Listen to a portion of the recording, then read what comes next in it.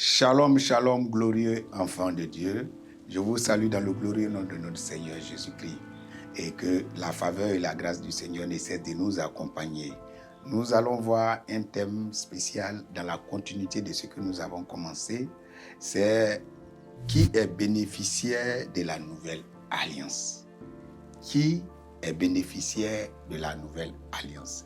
Nous allons interroger les Saintes Écritures et le Seigneur, dans sa parole, va nous répondre. Nous allons donc lire le livre de Jean chapitre 1, précisément au verset 12. Mais je vais d'abord citer quelques versets avant de venir aux versets clés. Il est dit, au commencement était la parole, dans Jean chapitre 1, au commencement était la parole était avec Dieu et la parole était Dieu. La Bible nous dit, elle est venue parmi les siens et elle a donné à ceux qui l'ont reçu de devenir enfants de Dieu. Le verset 12 que je vais relire. Je vais lire dans la version Semeur maintenant, j'ai cité la version 8 secondes. Certains portant l'ont accueilli, ils l'ont cru en lui. À tous ceux-là, il a accordé le privilège de devenir enfants de Dieu. Il leur a accordé le privilège de devenir enfants de Dieu. Et donc, le décor est planté. Qui est bénéficiaire de la nouvelle alliance? Ce sont les enfants de Dieu. La Bible dit lesquels sont nés, non pas de la volonté d'un homme, mais de la volonté de Dieu. Donc, ceux-là, ceux qui sont enfants de Dieu, sont ceux qui sont bénéficiaires de la nouvelle alliance. Si tu m'écoutes, que tu es là, si tu veux avoir part à cette alliance, il est primordial, il est crucial de devenir enfant de Dieu. Auquel cas, tu ne pourrais pas bénéficier de la nouvelle alliance. Nous l'avons dit plusieurs fois dans les autres enseignements. La nouvelle alliance est pour ceux qui sont de la famille de Dieu. Dieu est le Père. Christ, notre Seigneur, est l'aîné, est le premier fils, il est la tête et nous sommes le corps, nous sommes les petits frères. Donc tous ceux qui veulent bénéficier de la nouvelle alliance sont obligés d'être enfants de Dieu. Nous allons lire un autre verset dans le livre de Colossiens. Colossiens chapitre 1 à partir du verset 18. Je lis la parole du Seigneur. Il est lui-même la tête du corps qui est l'Église, je l'ai cité tantôt. La tête du corps qui est l'Église. Donc la tête c'est Christ, le corps c'est tous les membres de l'Église dispersés dans le monde. Tous ceux qui sont nés de nouveau, quel que soit leur teint, quelle que soit leur peau, quelle que soit leur région, quelle que soit leur taille, quel que soit leur poids.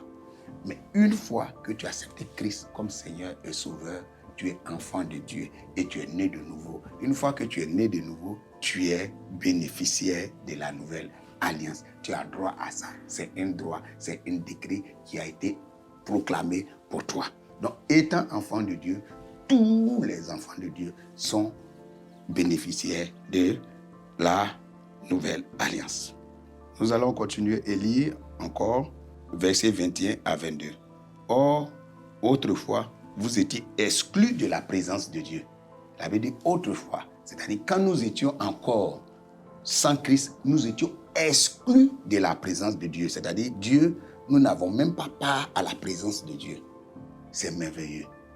C'est merveilleux. Pas que nous étions exclus est merveilleux, mais quand nous sommes devenus enfants de Dieu, c'est merveilleux parce que nous avons part à la présence de Dieu. Nous pouvons marcher avec Dieu, nous pouvons communier avec Dieu, nous pouvons parler avec lui. C'est notre Père. Nous pouvons prier en proclamant haut et fort, c'est notre Père. Et nous savons que Dieu n'est pas un homme pour mentir, ni le fils d'un homme pour se repentir. Nous savons que Dieu est un partenaire de confiance. Nous savons que quand Dieu dit quelque chose, il veille sur sa parole pour l'accomplir. Donc, étant bénéficiaire de la nouvelle alliance, mais quelle grâce, quelle fabuleuse grâce. Nous allons continuer et lire le verset 22 qui dit ceci dans le même chapitre de Colossiens 1.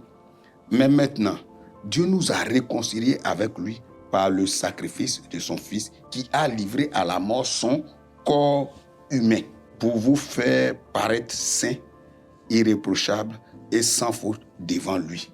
Ouais, Christ, il a porté dans son corps nos péchés et il est passé à la croix pour être puni à notre place. Il a été le substitut. Il a pris notre place. La punition qui devait nous toucher la mort qui devait nous détruire est tombée sur lui à la croix. C'est pourquoi la croix il y avait le calvaire, mais c'est une malédiction, puisque lui, tous les péchés du monde, tous les péchés de vous et moi, tous les péchés de ceux qui ne sont même pas sauvés, mais qui le seront après, tout le péché de ceux qui ont été sauvés comme moi, est retombé sur lui à la croix.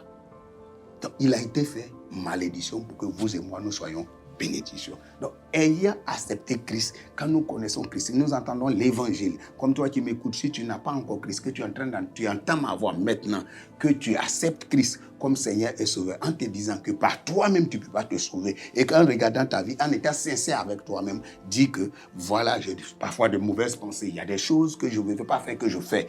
Et tu te retournes et tu te confies dans le Seigneur Jésus-Christ en disant, ah, je crois que Christ seul peut me sauver, que Dieu l'a envoyé pour sauver l'humanité et que c'est le chemin, l'unique chemin que Dieu a tracé pour mon salut. Et que tu te mets sous sa parole en le confessant comme Seigneur et Sauveur. La Bible déclare que toi, tu deviens automatiquement enfant de Dieu, donc bénéficiaire de la nouvelle alliance. Oh, que c'est fabuleux. Et c'est merveilleux. Voyez-vous, souvent nous faisons des efforts. Souvent, nous nous battons pour rien. Je vais donner un exemple, une image. Très souvent, par le passé, à une certaine période, nous, à la maison, on immolait des moutons. Mais on envoyait les moutons avant la fête, quelques jours avant la fête. Mais quand ils viennent à la maison, on ne peut pas les laisser libres. Si on les laisse libres, ils ne sont pas du quartier, ils peuvent être volés. Donc, on les attache. Mais parfois, quand on les détache, on détache le mouton, il est là, il est détaché, mais il est toujours là, comme s'il était attaché. Parce qu'il ne se rend pas compte qu'il est attaché. Parfois, qu'il est libre maintenant pour courir ou bien pour se déplacer. Il est toujours là, comme s'il était attaché. Je sais que vous savez de quoi je parle. Mais regardez bien, nous pouvons être enfants de Dieu. Être enfants de Dieu sans savoir la grâce qui est contenue dans la nouvelle alliance. Or, la nouvelle alliance, elle est complète, elle n'est pas inachevée. C'est l'ancienne alliance qui était inachevée. Nous avons la grâce et les promesses divines sont nôtres à partir de la nouvelle alliance. Donc, très cher bien-aimé, toi qui m'écoutes, toi qui es là, toi qui me suis, d'où que tu sois, la nouvelle alliance est tout ce qu'il te faut. C'est vrai. Parfois, nous avons plein de difficultés. Parfois, nous avons même des douleurs dans le corps. Parfois, nous sommes stressés et fatigués. Mais Christ dit de venir à lui. Nous tous ceux qui sont chargés et fatigués, et lui, il leur donnera le repos. Mais le repos que Christ donne, c'est contenu dans la nouvelle alliance. Christ est là pour sauver l'humanité. Christ est là pour te sauver, toi qui m'écoutes. Toi qui l'as déjà reçu, n'aie plus crainte. Sois en paix parce que tu as choisi la bonne part qui est Christ. Et Christ est là pour te conduire. Et toi, tu es celui qui a part, qui a droit à la nouvelle alliance et ses bénéfices et son contenu. Et cette alliance, elle est faite par Dieu. Donc elle est crédible, elle est solide et elle est parfaite. Bien-aimés fils de Dieu, très chers auditeurs, vous qui m'écoutez, la nouvelle alliance dont Christ nous a légué, il nous a donné, Dieu nous l'a donné par Christ, est une alliance excellente. Je veux maintenant prier pour toutes les personnes qui sont là, vous tous qui êtes connectés. Dans cette alliance, il y a une promesse qui dit que c'est par les meurtrissures de Christ que nous sommes guéris. Donc, quand Christ passait à la croix, les souffrances qu'il souffrait, c'était aussi pour notre guérison. La Bible nous dit dans Colossiens chapitre 2 au verset 14 qu'il a effacé l'acte dont les ordonnances nous condamnaient et qui subsistait contre nous en les détruisant à la croix. Donc tout péché que nous avons pu vivre, toute situation difficile dans laquelle nous sommes, par le sacrifice à la croix du Seigneur, ces péchés-là sont ôtés si nous l'acceptons comme Seigneur et Sauveur. Unique Seigneur et Sauveur. Très cher frère, très cher bien-aimé, c'est la seule solution. Je veux prier maintenant. Seigneur, que ta faveur et ta grâce accompagnent les auditeurs. Là où ils sont, quel que soit le poids, la lourdeur du péché qui peut les tirer en arrière, quelle que soit la difficulté et toutes les situations malencontreuses qu'ils vivent maintenant, Seigneur, ta main, tu es l'omniscient, tu vois tout, tu sais toutes choses, que ta main les touche là où ils sont, car tu es omniprésent. Seigneur, libère leur conscience, libère leur vie, libère leur âme de tout stress. Et Seigneur, que ta visitation palpable soit le partage. Merci, merci très cher auditeur. Shalom, shalom. Partagez, likez. et permettez-nous de toucher beaucoup plus de personnes en le faisant. Le Seigneur se souviendra de vous. Restez, demeurez bénis. Shalom.